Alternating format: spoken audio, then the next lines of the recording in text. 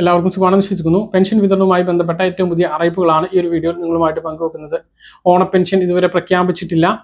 ഇനി ഓഗസ്റ്റ് 15 അതുപോലെ തന്നെ ഞായറാഴ്ച അവധിക്ക് ശേഷമായിരിക്കും പെൻഷൻ വിതരണം ഉണ്ടാകുക എന്നുള്ളതാണ് ഇപ്പോൾ നമുക്ക് ലഭിക്കുന്ന വിവരങ്ങൾ.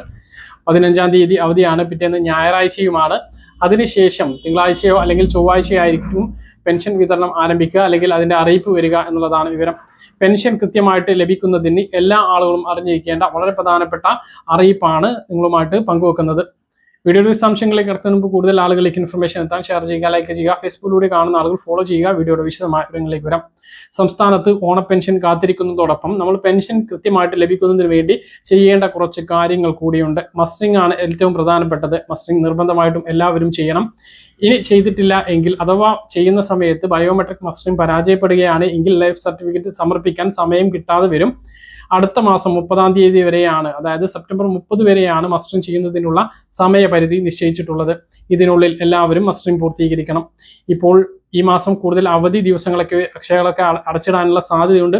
അപ്പോൾ അതൊക്കെ മുൻകൂട്ടി കണ്ടുകൊണ്ട് തന്നെ നേരത്തെ മസ്റ്ററിംഗ് പൂർത്തീകരിക്കുക. അക്ഷയയിലെത്തി ചെയ്യാൻ കഴിയാത്തവർക്ക് വീടുകളിലെത്തി ജീവനക്കാർ മസ്റ്ററിംഗ് പൂർത്തീകരിക്കുന്നതാണ്. അതിന് വീട്ടിലെ മറ്റ് അംഗങ്ങൾ മുൻകൈയെടുക്കണമെന്ന് ഓർമ്മിപ്പിക്കുന്നു. മറ്റൊരു പ്രധാനപ്പെട്ട കാര്യം, വരുമാന സർട്ടിഫിക്കറ്റ് നേരത്തെ നൽകാത്തവർക്ക് പെൻഷൻ മുടങ്ങിയ ഒരു സാഹചര്യം ഉണ്ട്.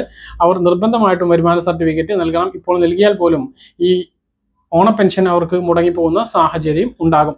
മറ്റൊരു പ്രധാനപ്പെട്ട കാര്യം, പുതിയതായിട്ട് ബാങ്ക് അക്കൗണ്ട് എടുക്കണം എന്നുള്ളതാണ്.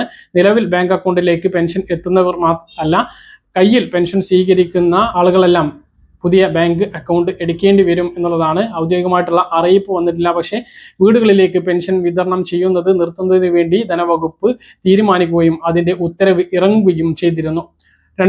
ഈ മാസവും അടുത്ത മാസമൊക്കെ വീടുകളിലേക്ക് നമുക്ക് ഇതുവരെ ലഭിച്ചിരുന്നത് പോലെ തന്നെ പെൻഷൻ ലഭിക്കും. അത് കഴിഞ്ഞാൽ അത് ബാങ്ക് അക്കൗണ്ടിലേക്ക് മാറുന്ന സ്ഥിതിയാണുള്ളത്. അതുകൊണ്ട് തന്നെ ഒരു ദേശസാൽകൃത ബാങ്കിൽ നിങ്ങളെല്ലാവരും ഒരു അക്കൗണ്ട് എടുക്കാൻ വേണ്ടിയിട്ട് ശ്രദ്ധിക്കുക. കിടപ്പ് രോഗികൾക്കും വികലാംഗർക്കും പെൻഷൻ വീട്ടിൽ എത്തിച്ചു നൽകും എന്ന് തന്നെയാണ് പറഞ്ഞിട്ടുള്ളത്. അവർക്ക് എന്താണ് ചെയ്യേണ്ടി വരിക എന്നൊക്കെ അറിയിപ്പ് വരുമ്പോൾ കൃത്യമായിട്ട് അറിയിക്കുന്നതാണ്. പോസ്റ്റ് ഓഫീസ് വഴി അത് പെൻഷൻ എത്തിക്കാൻ വേണ്ടിയിട്ടാണ് സർക്കാർ ശ്രമിക്കുന്നത്. അവർക്ക് പോസ്റ്റ് ഓഫീസ് പേയ്മെന്റ് അക്കൗണ്ട് ഒന്നും എടുക്കേണ്ടി വരില്ല. നിങ്ങളുടെ അഡ്രസ്സിലേക്ക് മണി ഓർഡർ ആയിട്ട് അയക്കുന്ന രീതിയായിരിക്കും ഉണ്ടാകുക. പോസ്റ്റ് ഓഫീസ് പേയ്മെന്റ് അക്കൗണ്ട് എടുത്താൽ ആ ഒരു രീതിയിൽ ബാക്കിയുള്ളവർക്കെല്ലാം പെൻഷൻ എത്തുന്ന രീതിയാണ് ഉണ്ടാവുക. കൃത്യമായിട്ടുള്ള അറിയിപ്പ് ലഭിക്കുമ്പോൾ കൃത്യമായിട്ട് നിങ്ങളെ അറിയിക്കുന്നതാണ്. പെൻഷൻ വിതരണം ഇനി ഓഗസ്റ്റ് മാസ പെൻഷൻ വിതരണം 25-ന് മുമ്പ് പൂർത്തീകരിക്കുന്നതാണ് എന്നുള്ളതാണ് ഏറ്റവും പ്രധാനപ്പെട്ട അറിയിപ്പ്. അതിനുള്ളിൽ പെൻഷൻ വിതരണം ആരംഭിക്കുകയും വിതരണം പൂർത്തീകരിക്കുകയും ചെയ്യുന്നതാണ്.